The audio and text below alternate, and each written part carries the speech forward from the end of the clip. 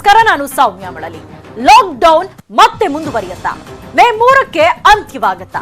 ಹೀಗೆ ಹಲವಾರು ಪ್ರಶ್ನೆಗಳು ಮನೆಯಲ್ಲಿರೋ ಜನರನ್ನ ಕಾಡ್ತಾ ಇದೆ.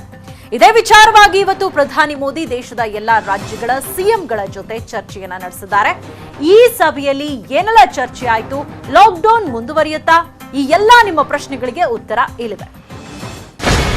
ಕೊರೋನಾ ಲಾಕ್ಡೌನ್ 3.0 ವಿಸ್ತರಿಸಿ, ಬಹುತೇಕ ರಾಜ್ಯಗಳ ಸಿಎಂಗಳಿಂದ ಒತ್ತಾಯ.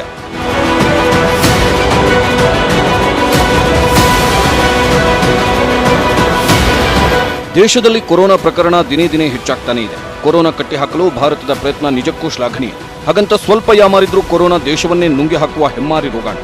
ಅದಕ್ಕೆ ಪ್ರಧಾನಿ ನರೇಂದ್ರ ಮೋದಿ ಟೀಮ್ ಲಾಕ್ಡೌನ್ ವಿಸ್ತರಿಸಿದೆ. ಈಗ 3ನೇ ಬಾರಿಗೆ ಲಾಕ್ಡೌನ್ ವಿಸ್ತರಿಸಬೇಕೋ ಬೇಡವೋ ಅಂತ ಇವತ್ತು ಎಲ್ಲ ರಾಜ್ಯಗಳ ಮುಖ್ಯಮಂತ್ರಿಗಳ ಜೊತೆ 4ನೇ ಸುತ್ತಿನ ವಿಡಿಯೋ ಕಾನ್ಫರೆನ್ಸ್ ನಡೆಸಿ ಅಭಿಪ್ರಾಯ ಪಡೆದರು. ಪಿಎಂ ಜೊತೆಗಿನ ಸಭೆಯಲ್ಲಿ ಬಹುತೇಕ ಮುಖ್ಯಮಂತ್ರಿಗಳು ಕೊರೋನಾ ಸೋಂಕು ಹರಡುವಿಕೆ ನಿಯಂತ್ರಣಕ್ಕೆ ಬರ್ತಿಲ್ಲ, ಲಾಕ್ಡೌನ್ ವಿಸ್ತರಿಸಿ ಅಂತ ಸಲಹೆ ಕೊಟ್ಟರು. ಪ್ರಧಾನಿ ಮೋದಿ ಕೂಡ ಲಾಕ್ಡೌನ್ ಮುಂದುವರಿಸುವ ಬಗ್ಗೆ ಸುಳಿವು ನೀಡಿದ್ದಾರೆ ಅಂತ ಗೊತ್ತಾಗಿದ್ದು, ಮೇ 3ರ ಬಳಿಕ ಮತ್ತೆ 2 ವಾರ ಲಾಕ್ಡೌನ್ ವಿಸ್ತರಣೆ ಮಾಡುವ ಸಾಧ್ಯತೆಗಳು ದಟ್ಟವಾಗಿವೆ.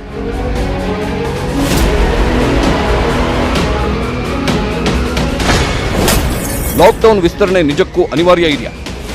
ಮೇ 3 ಕಳೆದ ಮೇಲಾದರೂ ಕೇಂದ್ರ ಸರ್ಕಾರ ಲಾಕ್ಡೌನ್ ಸಡಿಲಿಕೆ ಮಾಡಲಿ ಅನ್ನೋ ಕೂಗು ಜನರಿಂದ ಕೇಳಿ ಬರ್ತಿದೆ. ಆದರೆ ಕೊರೋನಾ ಕೇಕೆ ಹಾಕ್ತಿರೋದನ್ನು ನೋಡಿದ್ರೆ ವಾಸ್ತವಾಂಶನೇ ಬೇರೆ. ಅದಕ್ಕೆ ಸಾಕ್ಷಿ ಈ ಅಂಕಿಅಂಶ. ಜನವರಿ ಕೊನೆ ವಾರದಲ್ಲಿ ಭಾರತದಲ್ಲಿ ಮೊದಲ ಕೊರೋನಾ ಸೋಂಕು ಪತ್ತೆ ಆಯಿತು. ಆಮೇಲೆ ಫೆಬ್ರವರಿಗೂ ಇದ್ದಿದ್ದು ಬರೀ 3 ಪ್ರಕರಣ ಮಾತ್ರ, ಅದು ಕೇರಳದಲ್ಲಿ. ಮಾರ್ಚ್ನಲ್ಲಿ ಕೊರೋನಾ ಕೇಕೆ ಶುರುವಾಯಿತು ನೋಡಿ. 3-4 ಅಂತಿದ್ದ ಪ್ರಕರಣ ಮಾರ್ಚ್ ಕೊನೆಯಲ್ಲಿ 1397 ಜನರಿಗೆ ಹಬ್ಬಿಕೊಳ್ತು. 35 ಜನ ಸಾವನ್ನಪ್ಪಿದ್ರು, 21 ಜನ ಮಾತ್ರ ಗುಣವಾಗಿದ್ರು. ಏಪ್ರಿಲ್ ಮೊದಲ ವಾರದಲ್ಲಿ 5,000 ಗಡಿ ದಾಟಿದ ಕೊರೋನಾ ಕೇಸ್ ಇವತ್ತಿಗೆ 27,892 ಜನರನ್ನ ಆಕ್ರಮಿಸಿದೆ. ಇದರಲ್ಲಿ 872 ಜನ ಸಾವನ್ನಪ್ಪಿದ್ರೆ 6,185 ಜನ ಗುಣವಾಗಿದ್ದಾರೆ. ಲಾಕ್ಡೌನ್ ವಿಸ್ತರಣೆ ಅನಿವಾರ್ಯನಾ ಅನ್ನೋದಕ್ಕೆ ಇನ್ನೊಂದು ಉದಾಹರಣೆ ಇದೆ. ಏಪ್ರಿಲ್ ಮೊದಲ ವಾರದಲ್ಲಿ ಪ್ರತಿದಿನ ಸರಾಸರಿ 500 ಪ್ರಕರಣಗಳು ಶುರುವಾಗ್ತಾ ಹೋಯಿತು. 2ನೇ ವಾರದಲ್ಲಿ 6ರಿಂದ 1000 ಪ್ರಕರಣ ಡೈಲಿ ದಾಖಲಾಗ್ತಾ ಬಂತು. 3ನೇ ವಾರದಲ್ಲಿ ಪ್ರತಿದಿನ 1,000ದಿಂದ 1,800 ಪ್ರಕರಣ ದಾಖಲಾದರೆ ಏಪ್ರಿಲ್ 4ನೇ ವಾರದಲ್ಲಿ 900ರಿಂದ 1,800ರವರೆಗೂ ಪ್ರತಿದಿನ ಕೊರೋನಾ ಪೀಡಿತ ಜನ ಆಸ್ಪತ್ರೆ ಸೇರಿದೆ. ಇದು ಕೊರೋನಾ ಕನ್ಫರ್ಮ್ ಆದವರ ಕೇಸ್ ಅಷ್ಟೇ. ಶಂಕಿತರಷ್ಟು ಅಂತ ಊಹೆ ಮಾಡಿದ್ರೆ ಅದರ ಲೆಕ್ಕ ಸಾವಿರ ದಾಟಿದೆ. ಹೀಗಾಗಿನೇ ಏಪ್ರಿಲ್ 19ಕ್ಕೆ ಜನತಾ ಕರ್ಫ್ಯೂ ಹಾಕಿದ್ರು. ಏಪ್ರಿಲ್ 24ರವರೆಗೆ ಮೊದಲ ಲಾಕ್ಡೌನ್, ಆಮೇಲೆ ಮೇ 3ರವರೆಗೆ 2ನೇ ಬಾರಿಗೆ ಇಡೀ ದೇಶವೇ ಬಂದ್ ಆಗೋಯ್ತು. ಮುಂದೆ ಇನ್ನೆಷ್ಟು ಕೊರೋನಾ ಕೇಸ್ ದಾಖಲಾಗುತ್ತೆ ಅನ್ನೋ ಲೆಕ್ಕ ಯಾರಿಗೂ ಸಿಗ್ತಿಲ್ಲ. ಹೀಗಾಗಿ ಲಾಕ್ಡೌನ್ ಮತ್ತೆ ವಿಸ್ತರಣೆ ಮಾಡಿ ಅನ್ನೋದು ಹಲವು ಸಿಎಂಗಳ ಮನವಿ. ಪ್ರಧಾನಿ ಹೇಳಿದ್ದೇನು, ಸಿಎಂಗಳ ಬೇಡಿಕೆ ಏನಿತ್ತು? ಪ್ರಧಾನಿ ಜೊತೆಗಿನ ವಿಡಿಯೋ ಸಂವಾದದಲ್ಲಿ ವಿವಿಧ ರಾಜ್ಯಗಳ ಸಿಎಂಗಳು ಹಲವು ಬೇಡಿಕೆಗಳನ್ನು ಇಟ್ಟಿದ್ದಾರೆ.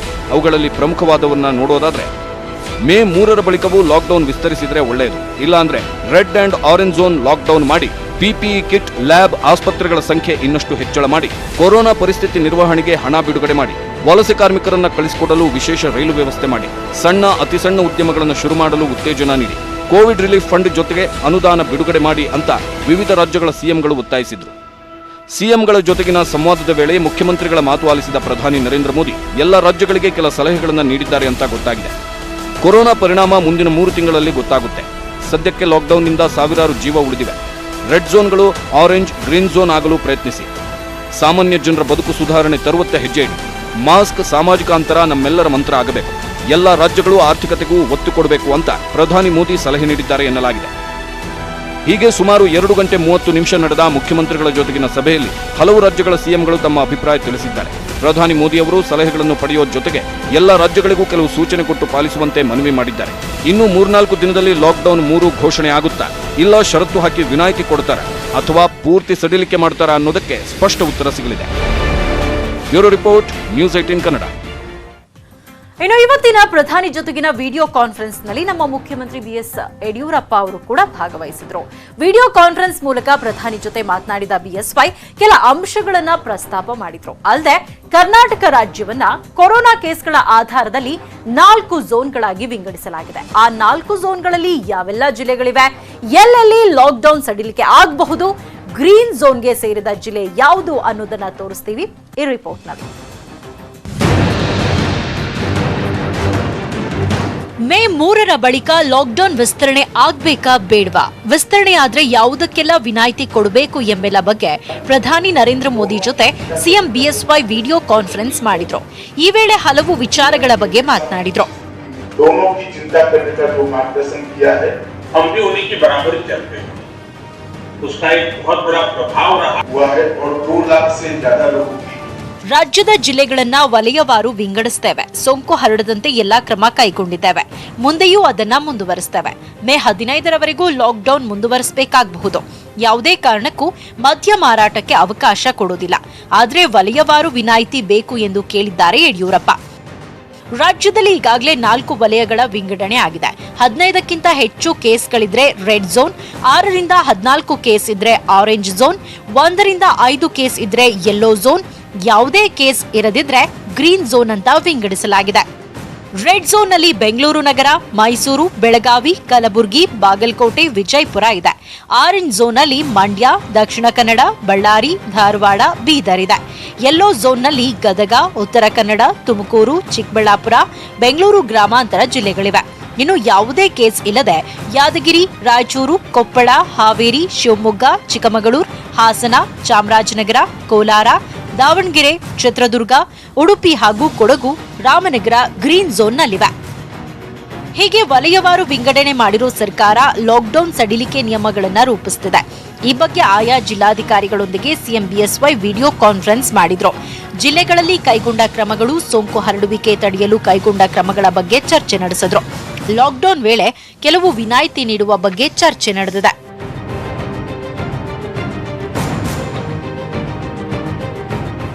ಈ ಮಧ್ಯೆ ಕೆಪಿಸಿಸಿ ಕಚೇರಿಯಲ್ಲಿ ಆಶಾ ಕಾರ್ಯಕರ್ತೆಯರು, ನರ್ಸ್ಗಳು, ಪೌರ ಕಾರ್ಮಿಕರಿಗೆ ಪಿಪಿಇ ಕಿಟ್ ವಿತರಿಸಲಾಯಿತು.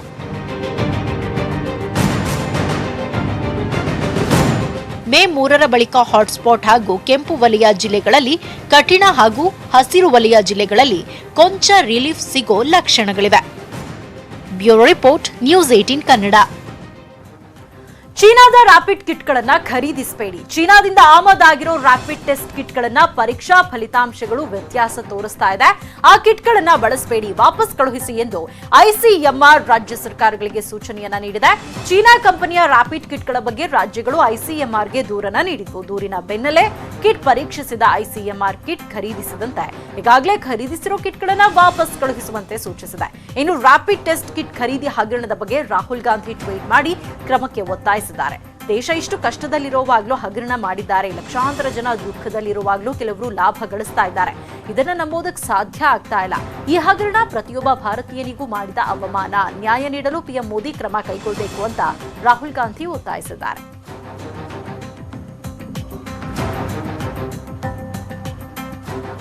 ಇನ್ನು ಬೆಳಗಾವಿಯಲ್ಲಿ ಸಿಆರ್ಪಿಎಫ್ ಯೋಧನಿಗೆ ಕೋಳ ಹಾಕಿದ ಪ್ರಕರಣಕ್ಕೆ ಸಂಬಂಧಪಟ್ಟ ಹಾಗೆ ಉನ್ನತ ಮಟ್ಟದ ತನಿಖೆಗೆ ಗೃಹ ಸಚಿವ ಬಸವರಾಜ ಬೊಮ್ಮಾಯಿ ಆದೇಶಿಸಿದ್ದಾರೆ. ಸಿಆರ್ಪಿಎಫ್ ಕಮಾಂಡರ್ ಸಚಿನ್ ಸಾವಂತ್ ಮೇಲೆ ಹಲ್ಲೆ ಮತ್ತು ಬಂಧನ ಕೇಸ್ಗೆ ಸಂಬಂಧಪಟ್ಟ ಹಾಗೆ ತನಿಖೆ ನಡೆಸುವಂತೆ ಡಿಜಿಪಿ ಪ್ರವೀಣ್ ಸೂದ್ಗೆ ಗೃಹ ಸಚಿವ ಬಸವರಾಜ ಬೊಮ್ಮಾಯಿ ಆದೇಶಿಸಿದ್ದಾರೆ. ಏನು ಯೋಧನಿಗೆ ಕೋಳ ಹಾಕಿ ಬಂಧಿಸಿದ್ದರ ಬಗ್ಗೆ ವ್ಯಾಪಕ ಟೀಕೆ ವ್ಯಕ್ತವಾಗಿತ್ತು.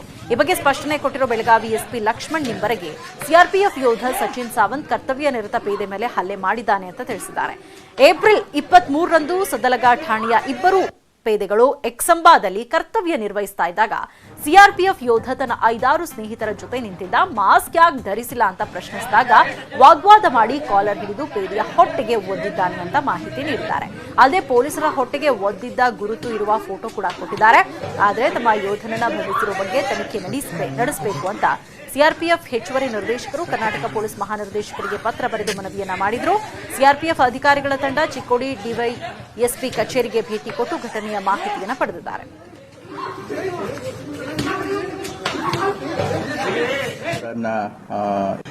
ಈ ರೀತಿ ಕರ್ತವ್ಯ ನಿರತ ಇದ್ದಂತಹ ಪೊಲೀಸ್ ಪೇದೆಗಳ ಮೇಲೆ ಹಲ್ಲೆ ಮತ್ತು ಅವರನ್ನ ಅಮಾನವೀಯ ದೃಷ್ಟಿಯಲ್ಲಿ ಅವರನ್ನ ಅಲ್ಲಿ ಹಳ್ಳಿಯಲ್ಲಿ ಹಲ್ಲೆ ಮಾಡಿದ್ದಕ್ಕೆ ಮತ್ತೆ ಅವರ ಯೂನಿಫಾರ್ಮ್ದಲ್ಲಿದ್ದಂತಹ ಸಿಬ್ಬಂದಿಗೆ ಒದ್ದಿದ್ದಕ್ಕೆ ಇದಕ್ಕೆ ಸಂಬಂಧಪಟ್ಟಂತೆ ಸದಲ್ಗಾ ಪೊಲೀಸ್ ಸ್ಟೇಷನ್ದಲ್ಲಿ ಕ್ರೈಮ್ ನಂಬರ್ 44 ಮತ್ತೆ 2020 ಐಪಿಸಿ ಸೆಕ್ಷನ್ 353, 323 ಮತ್ತೆ 504 ಐಪಿಸಿ ಮತ್ತೆ ಸೆಕ್ಷನ್ 3 ಎಪಿಡೆಮಿಕ್ ಡಿಸೀಸ್ ಆಕ್ಟ್ ಅಲ್ಲಿ ಪ್ರಕರಣವನ್ನ ದಾಖಲು ಮಾಡಿ ಕಾನೂನು ರೀತಿಯಲ್ಲಿ ಕ್ರಮವನ್ನ ತೆಗೆದುಕೊಂಡಿರುತ್ತದೆ. Welcome back. ನಿನ್ನೆ 3 ಹೊಸ ಪ್ರಕರಣಗಳಿಗೆ ಸಾಕ್ಷಿಯಾಗಿದ್ದ ಕರ್ನಾಟಕ ಇವತ್ತು 9 ಹೊಸ ಕೇಸ್ಗಳು ರಾಜ್ಯದಲ್ಲಿ ಪತ್ತೆಯಾಗಿದೆ. ಈ ಮೂಲಕ ಇವತ್ತು ಕೂಡ ಸೋಂಕು 2 ಅಂಕೆ ದಾಟಿಲ್ಲ, ಸ್ವಲ್ಪ ನಿಟ್ಟುಸಿರು.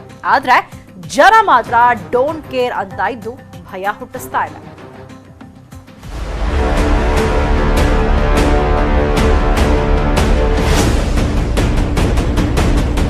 24 ಗಂಟೆ 9 ಹೊಸ ಪಾಸಿಟಿವ್ ಕೇಸ್. ರಾಜ್ಯದ ಸೋಂಕಿತರ ಸಂಖ್ಯೆ 512.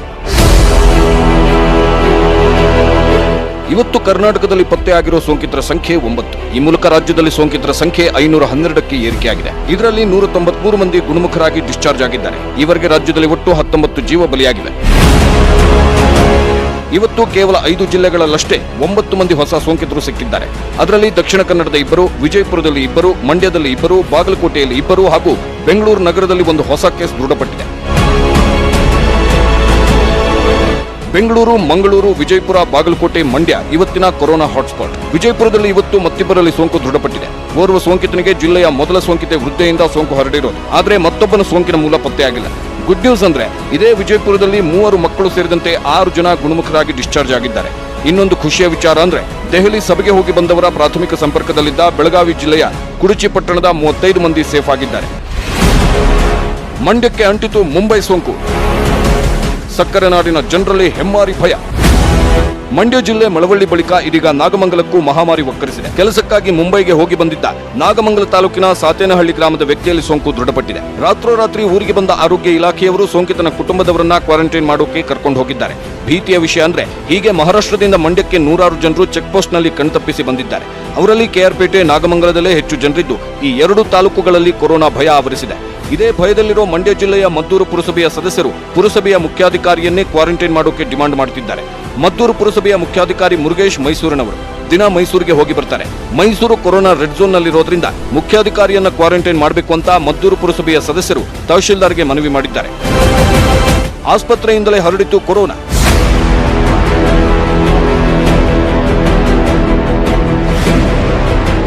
ಮಂಗಳೂರಿನಲ್ಲಿ ಇವತ್ತು 2 ಸೋಂಕಿತರು ಸಿಕ್ಕಿದ್ದು ಅವರಿಬ್ಬರು ಮೃತ ವೃದ್ಧೆಯ ಸಂಪರ್ಕಕ್ಕೆ ಬಂದವರು. ಮೃತ ವೃದ್ಧೆ ಫಸ್ಟ್ ನ್ಯೂರೋ ಆಸ್ಪತ್ರೆಯಲ್ಲಿ ತಿಂಗಳ ಕಾಲ ಪಾರ್ಶ್ವವಾಯುವಿಗೆ ಚಿಕಿತ್ಸೆ ಪಡೆದಿದ್ರು. ಮೊನ್ನೆ ಏಪ್ರಿಲ್ 23ರಂದು ಕೊರೋನಾಗೆ ಬಲಿಯಾಗಿತ್ತು. ಅದಾದ ಬಳಿಕ ನಿನ್ನೆ ಆಸ್ಪತ್ರೆಯ ಸ್ವೀಪರ್ ಮಹಿಳೆಯಲ್ಲಿ ಸೋಂಕು ಪತ್ತೆಯಾಗಿತ್ತು. ಇವತ್ತು ವೃದ್ಧೆಯ ಬೆಡ್ ಪಕ್ಕದಲ್ಲಿದ್ದ ಇನ್ನಿಬ್ಬರಲ್ಲಿ ಸೋಂಕು ದೃಢಪಟ್ಟಿದೆ. ಅಲ್ಲದೆ ವೃದ್ಧೆಯ ಸಂಪರ್ಕದಲ್ಲಿದ್ದ ಫಸ್ಟ್ ನ್ಯೂರೋ ಆಸ್ಪತ್ರೆಯ ಹಲವು ಮಂದಿಗೆ ಕೊರೋನಾ ಸೋಂಕು ಅಂಟಿರುವ ಶಂಕೆ ವ್ಯಕ್ತವಾಗಿದೆ. ಕೊರೋನಾ ಭಯ, ಸೋಂಕಿತ ಸೂಸೈಡ್. ಬೆಂಗಳೂರಿನಲ್ಲಿ ಕೊರೋನಾ ಹೇಗೆ ಭಯ ಹುಟ್ಟಿಸಿದೆ ನೋಡಿ. ವಿಕ್ಟೋರಿಯಾ ಆಸ್ಪತ್ರೆಯಲ್ಲಿ ಕೊರೋನಾ ಸೋಂಕಿತನೊಬ್ಬ ಆತ್ಮಹತ್ಯೆ ಮಾಡಿಕೊಂಡಿದ್ದಾನೆ. ಸೂಸೈಡ್ ಮಾಡಿಕೊಂಡಿರೋ ಸೋಂಕಿತನಿಗೆ 50 ವರ್ಷ ವಯಸ್ಸು. ಆಟೋ ಓಡಿಸುತ್ತಿದ್ದ. ಕಳೆದ 4 ವರ್ಷಗಳಿಂದ ಕಿಡ್ನಿ ವೈಫಲ್ಯದಿಂದ ಬಳಲುತ್ತಿದ್ದ. ಜೊತೆಗೆ ಕೊರೋನಾ ಅಂಟಿದ್ದಕ್ಕೆ ಬೇಸತ್ತು ಟ್ರಾಮಾ ಸೆಂಟರ್ನಿಂದ ಕೆಳಗೆ ಹಾರಿ ಆತ್ಮಹತ್ಯೆ ಮಾಡಿಕೊಂಡಿದ್ದಾನೆ. ಲಾಸ್ಟ್ ಸುಮಾರು 15-20 ವರ್ಷದಿಂದ ಸುಮಾರು ಇವರಿಗೆ ಕಿಡ್ನಿ ಕಾಯಿಲೆ ಇತ್ತು.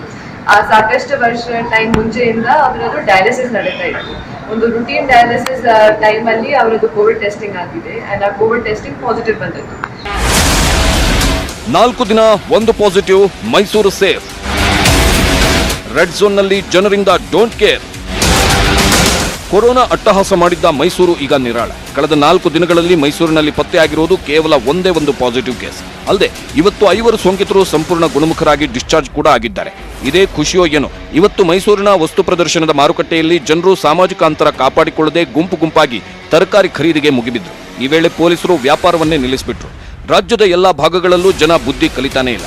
ಮಂಗಳೂರಿನಲ್ಲೂ ಇದೇ ಕತೆ. ಸಾಮಾಜಿಕ ಅಂತರವಿಲ್ಲದೆ ಮೀನು ಅನ್ಲೋಡಿಂಗ್ ಖರೀದಿ ನಡೆದಿದೆ.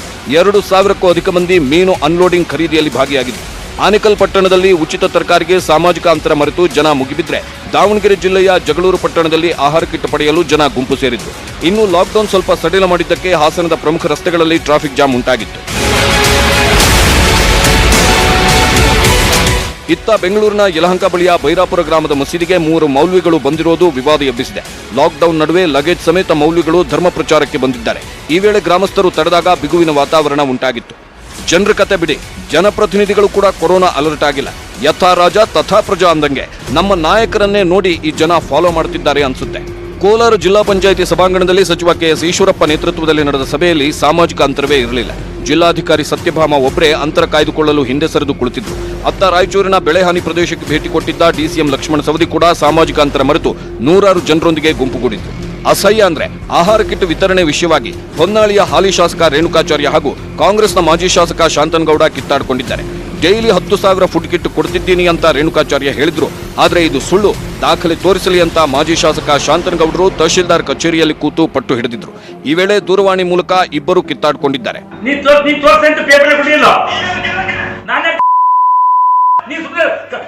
ನಾನೊಬ್ಬ ತಾಲೂಕಿನ ಮಾಜಿ ಶಾಸಕ, ನೀವು ಸುಳ್ಳು ಪ್ರಚಾರ ಮಾಡ್ಕೊಂತ ಹೋದಂಗಂದ್ರೆ 10 ರೂಪಾಯಿ ಕೈ ಕಟ್ ಮೇಲೆ ಅಧಿಕಾರಿ ದುಡ್ಡು ಹೊಡ್ಕೊಂಡು ಸಂಘ ಸಂಸ್ಥೆ ನೀವು ಫೋಟೋ ಹೊಡ್ಕೊಂಡು ನಾವು 15 ಸಾವಿರ ಪ್ರಚಾರ ಸುಳ್ಳು ಪ್ರಚಾರ ಅಂತಿಲ್ಲ. ಇದನ್ನ ನಾವು ನೋಡ್ಕೊಂಡು ಸುಳ್ಳು ಕೂತ್ಕೋಬೇಕು. ನಿಮ್ಮ ಮನೆ ಹೊರಗಡೆಗೆ ನೋಡ್ಕೊಂಡು. ಈ ಮಧ್ಯೆ ರಾಜ್ಯದ ಹಲವೆಡೆ ಲಾಕ್ಡೌನ್ನಲ್ಲಿ ಕೊಂಚ ಸಡಿಲಿಕೆ ಕಂಡುಬಂತು. ಕಲಬುರಗಿ ಜಿಲ್ಲೆಯಲ್ಲಿ ಕೆಲ ಸಿಮೆಂಟ್ ಕಾರ್ಖಾನೆಗಳು ಕಾರ್ಯಾರಂಭವಾಗಿವೆ. ಕೆಲವೆಡೆ ಕೇವಲ ಸಿಮೆಂಟ್ ಪ್ಯಾಕ್ ಮಾಡಿ ಗೂಡ್ಸ್ ವಾಹನ ಮೂಲಕ ಸಾಗಾಟ ಮಾಡಲಾಗ್ತಿದೆ. ಇತ್ತ ಗದಗ ನಗರದ ಎಪಿಎಂಸಿ ಆವರಣದಲ್ಲಿ ವ್ಯಾಪಾರ ವಹಿವಾಟು ಆರಂಭವಾಗಿದೆ. ರೈತರು ಸ್ವಲ್ಪ ನಿಟ್ಟುಸಿರು ಬಿಟ್ಟಿದ್ದಾರೆ. ಅತ್ತ ದಾವಣಗೆರೆಯಲ್ಲಿ ಕಳೆದ 28 ದಿನಗಳಿಂದ ಯಾವುದೇ ಹೊಸ ಪ್ರಕರಣ ದಾಖಲಾಗದ ಹಿನ್ನೆಲೆ ಗ್ರೀನ್ ಝೋನ್ಗೆ ಸೇರ್ಕೊಂಡಿದೆ. Bureau report, news 18 Kannada. ಇನ್ನು ರಾಜ್ಯದಲ್ಲಿ ಕೊರೋನಾಗೆ ಮತ್ತೊಬ್ಬರು ಮೃತಪಟ್ಟಿದ್ದಾರೆ. ಈ ಮೂಲಕ ಸೋಂಕಿಗೆ ಸಾವನ್ನಪ್ಪಿದವರ ಸಂಖ್ಯೆ 20ಕ್ಕೆ ಏರಿಕೆಯಾಗಿದೆ.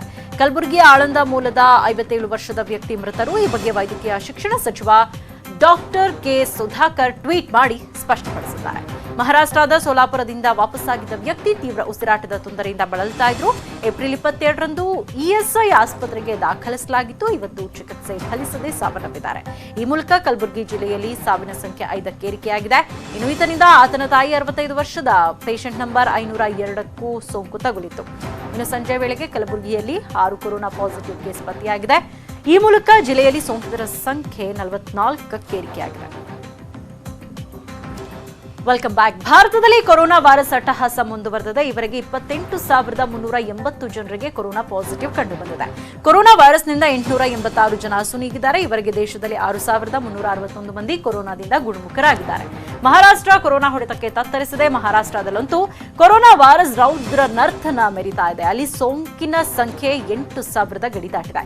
342 ಮಂದಿ ಬಲಿಯಾಗಿದ್ದಾರೆ. ಗುಜರಾತ್ನಲ್ಲಿ ಸೋಂಕಿತರ ಸಂಖ್ಯೆ 3,300ಕ್ಕೂ ಹೆಚ್ಚು. 151 ಜನ ಸಾವನ್ನಪ್ಪಿದ್ದಾರೆ. ಇನ್ನು ದೆಹಲಿಯಲ್ಲೂ 54 ಮಂದಿ ಮೃತಪಟ್ಟು 2,918 ಜನರಿಗೆ ಸೋಂಕು ಅಂಟಿದೆ. ಮಧ್ಯಪ್ರದೇಶದಲ್ಲಿ 106 ಸಾವು, 2,168 ಜನರಿಗೆ ಸೋಂಕು. ರಾಜಸ್ಥಾನದಲ್ಲಿ 41 ಸಾವು, 2,185 ಜನರಿಗೆ ಸೋಂಕು. ತಮಿಳುನಾಡಿನಲ್ಲಿ 24 ಸಾವು, 1,885 ಸೋಂಕು. ಹಾಗೆಯೇ ಉತ್ತರ ಪ್ರದೇಶದಲ್ಲಿ 31 ಸಾವು, 1,955 ಮಂದಿಗೆ ಸೋಂಕು ಹರಡಿದೆ.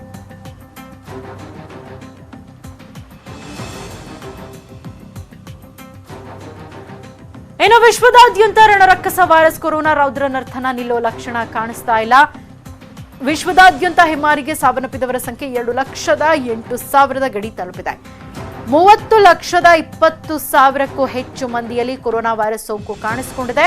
ವಿಶ್ವದ ದೊಡ್ಡಣ ಅಮೆರಿಕ ಕೊರೋನಾದಿಂದ ನರಳಾಡ್ತಾ ಇದೆ. ಅಮೆರಿಕದಲ್ಲೇ 55,000ಕ್ಕೂ ಹೆಚ್ಚು ಮಂದಿ ಬಲಿಯಾಗಿದ್ರೆ 9,90,000ಕ್ಕೂ ಹೆಚ್ಚು ಜನರಿಗೆ ಸೋಂಕು ದೃಢ ಆಗಿದೆ. ಇನ್ನು ಇಟಲಿಯಲ್ಲಿ 26,600ಕ್ಕೂ ಹೆಚ್ಚು ಮಂದಿ ಅಸುನೀಗಿದ್ರೆ 1,97,000ಕ್ಕೂ ಹೆಚ್ಚು ಮಂದಿಗೆ ಸೋಂಕು ಕಾಣಿಸಿಕೊಂಡಿದೆ. ಸ್ಪೇನ್ನಲ್ಲಿ 23,000ಕ್ಕೂ ಹೆಚ್ಚು ಮಂದಿ ಸಾವನ್ನಪ್ಪಿದ್ರೆ 2,29,000ಕ್ಕೂ ಹೆಚ್ಚು ಜನರಿಗೆ ಸೋಂಕು ಕಾಣಿಸಿಕೊಂಡಿದೆ. ಫ್ರಾನ್ಸ್ನಲ್ಲಿ ಸಾವಿನ ಸಂಖ್ಯೆ 23,000 ಹತ್ತಿರದಲ್ಲಿದೆ. ಅಲ್ಲಿ 1,62,000ಕ್ಕೂ ಹೆಚ್ಚು ಜನರಿಗೆ ಕೊರೋನಾ ಸೋಂಕು ತಗುಲಿದೆ. ಜರ್ಮನಿ ಹಾಗೂ ಇಂಗ್ಲೆಂಡ್ನಲ್ಲೂ ತಲಾ 1,50,000ಕ್ಕೂ ಅಧಿಕ ಸೋಂಕಿತರಿದ್ದಾರೆ. ಇಂಗ್ಲೆಂಡ್ನಲ್ಲಿ ಸಾವಿನ ಸಂಖ್ಯೆ 21,000ಕ್ಕೆ ಹತ್ತಿರವಾಗಿದೆ.